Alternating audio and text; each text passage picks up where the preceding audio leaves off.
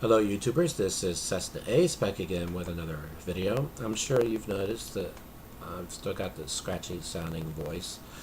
I'm still fighting a head cold, so bear with me. I tend to ramble anyway, ADHD, but it's worse now that I'm fighting this cold. So if I seem to lose my train of thought, bear with me. I'm mainly going to talk about this book in this video, but I also need to touch on this briefly. In the previous video that I did, I mentioned on screen that they have a really cool new feature at the LaserDisc database. And that is when you go to your collection, it'll tell you how much you would have spent had you bought all of your titles and paid full manufacturer's suggested retail price back at the time that you made the purchase.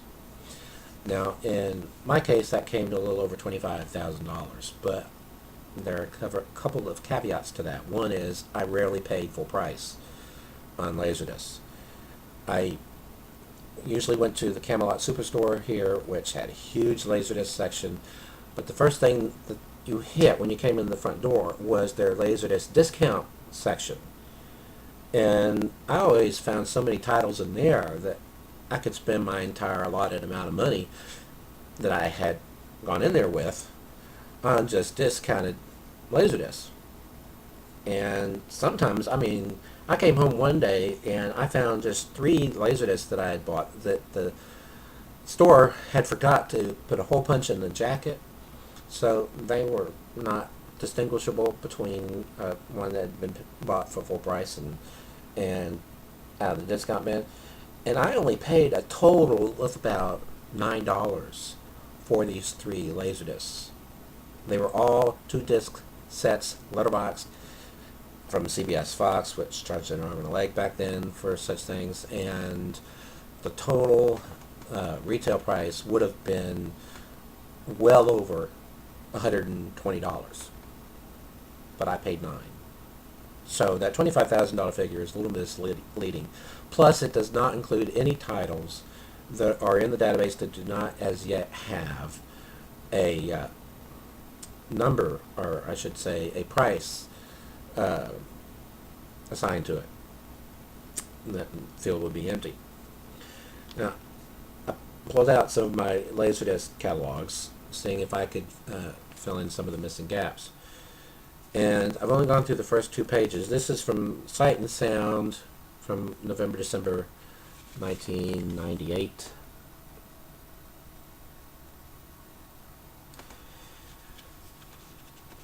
The first 2 pages, I found 2 films which had incorrect information at the database, or at least didn't match what was in here. The list prices for those 2 titles in this catalog are $10 higher than what was listed as the MSRP at the database, and in fact, Sight and Sound's discounted price is higher than the retail price they had at the database.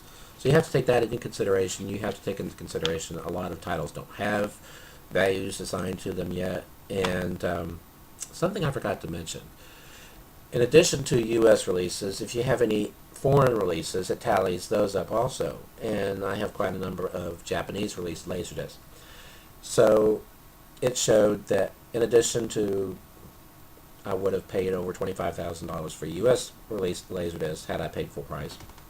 It shows that I would have paid over 328,000 yen for all the Japanese releases that I have, supposing I had bought them in Japan, not as imports here in the U.S., because they would have been a lot more as imports. And that's really easy to determine on most Japanese LaserDiscs what that price was, because if it still includes the obi strip, the price was always on the obi strip, the suggested price. So that's really easy to figure out. Now, 328,000 yen, that's a little over $4,000, so that brings the total of my collection to a little over $29,000. Had I paid full price, like I said, I rarely do. There are a lot of Japanese released LaserDiscs, for example, that going to the database costs the equivalent of around $60 or $70 or $80 that I had bought through a source in Japan for as little as $3. $11 for shipping, but I still wound up paying a lot less than the price on the obi strip. So That's just a ballpark thing. And of course, if you have a lot of discs that you bought in Great Britain, it's going to have a breakdown as far as those, and the same for Hong Kong. Hong Kong use the same television standard as the U.S. and Japan for their LaserDisc releases. So they're all NTSC, and LaserDiscs are not region coded. So all NTSC LaserDiscs will play on all NTSC LaserDisc players. So that means all U.S. releases, all Japanese releases, all Hong Kong releases. And there were a lot. In Hong Kong, the format was the most popular format among the rental market. In Japan, it was the most popular format among anime collectors. In the U.S., it was the preferred format for audio and video files. The mass consumer didn't mess with LaserDisc that much. It only had about 2% market penetration compared to 95% or whatever for VHS. But it was heavily supported. Pioneer released a lot of titles, and Image Entertainment, which had its start in porn, Image Entertainment released over 100 titles a month. And they started in sometime around mid to late 80s, and they, right up to the end, were supported the LaserDisc format. Now, before I ramble on even further, the main body of this book has the films covered in here in alphabetical order, and each entry is quite lengthy. However, in the front, once you get past the lengthy introduction, there is a chronological list of animated features, the ones that are in this book. That is the order in which they were released theatrically, and this dispels a commonly held belief right away. A lot of people think that the first animated feature film was Disney's Snow White and the Seven Dwarfs. Even Disney perpetuates that myth, but it wasn't even the first animated feature film to be released in the U.S. That honor goes to The Adventures of Prince Ahmed, which was released September 23rd, 1926 by UFA. And if you go to, let's see, Adventures of Ichabod and Mr. Toad, Adventures of Mark Twain, The Adventures of Prince Ahmed, 1926, released by UFA, 165 minutes. They give it 4 stars in here. And most of the films covered in here have a photo that goes along with it. This mostly covers, in the main body, just films that are strictly live action, animated. But there are some exceptions. Now, one of the obvious exceptions to that is a seminal film in animation, Who Framed Roger Rabbit. I have this on LaserDisc and I have it on DVD. And I saw it several times in the theater. You have to remember back when it was released, in the years leading up to the release of Who Framed Roger Rabbit, animation was dying, at least in the U.S. In Japan, it was flourishing, but here it was dying. The American broadcasting networks were scaling way back on the amount of animation they were airing. There was a lot less animated features that were being produced and put in the pipeline. Disney themselves had cut way back on what they were producing. So you had very few releases, and most of them were along the order of the Charlie Brown feature films and so forth. Then Who Framed Roger Rabbit came out, and that all changed, and now you have a situation where it seems like new animated films are coming out every week, and sometimes you have competing releases, multiple animated films coming out at the same time.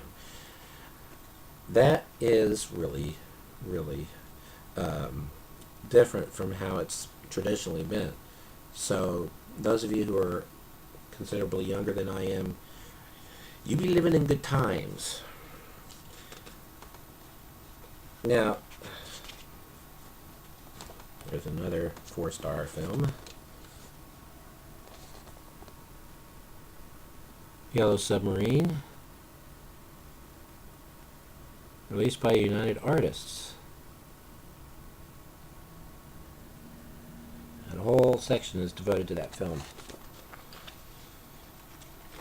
In the center is a section devoted to glossy photos. Pinocchio, Gulliver's Travels, which was produced by the Max and Dave Fleischer studio. Their films, their animated shorts, were distributed by Paramount. And they had been trying for years to get Paramount to finance a feature film. And Paramount kept saying the same thing that the whole industry was saying. People won't go to see and pay to see a cartoon when they can get cartoons for free already. Just by showing up in the theater and paying their 10 cents, they get a couple of cartoons, and they get a live action short, and they get newsreels, and they get this, that, and another thing. They're not going to pay to see a cartoon. They also said they won't be willing to sit through a feature-length animated film because their eyes would hurt, and they get migraines, and kids would lose interest, and they would become unruly, and the whole thing. So when Disney started producing Snow White and the Seven Dwarfs, the whole industry thought he was mad because they expected it to bomb, that no one would go to see it. And it was a huge hit. So Disney proved them wrong. And yes, I am rambling.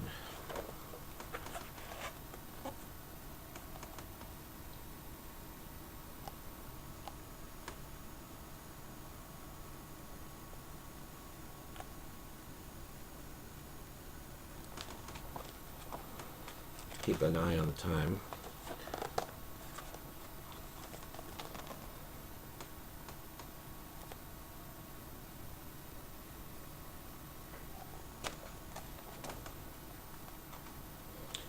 Blast off with Gulliver and his friends. Gulliver's Travels Beyond the Moon.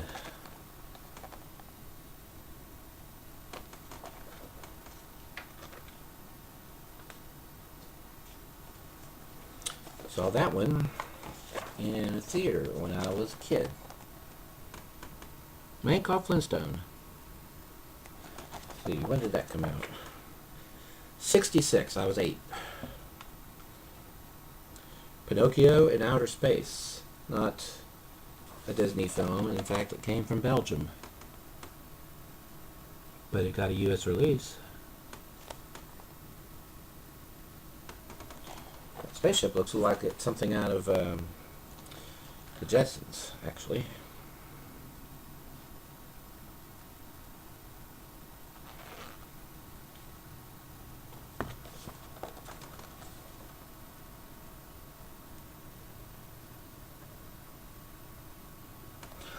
Now, one of the things about this book that makes it indispensable as far as I'm concerned are the appendixes in the back, because along with the main body of the book, you discover films, I know I did, that I never knew existed and that I'm going to have to try and hunt down. The first appendix is limited release animated features. The following animated features had limited runs, played locked art house engagements and festivals, or were screened exclusively at midnight showings or children's Saturday matinees. I doubt this one was. King Dick, 82. All I'm going to say about that is it's rated X. And then the second appendix was top 60 animated features never theatrically released in the U.S. That is interesting. It's broken down into 3 main sections. Top 20 U.S. produced direct-to-video animated films, top 20 U.S. aired made-for-TV animated films, and top 20 foreign theatrical features that never opened in the United States. Note most of those are now available for home video purchase. And then there's the one for top 20 live-action films featuring great animation. I'm running out of time, but I want to mention this one. Invitation to the Dance. 1954, MGM, 93 minutes. Hanna and Barbera team again with Gene Kelly in a tour de force 20-minute Sinbad the Sailor sequence that finds Kelly dancing in an enchanted animated world. I'm going to have to try and find a copy of that one. Highly recommend this book. I picked it up at Books A Million, but you could probably find it at Barnes & Noble or Amazon. I just have been reading that thing like it's a novel. Until next time, stay awesome.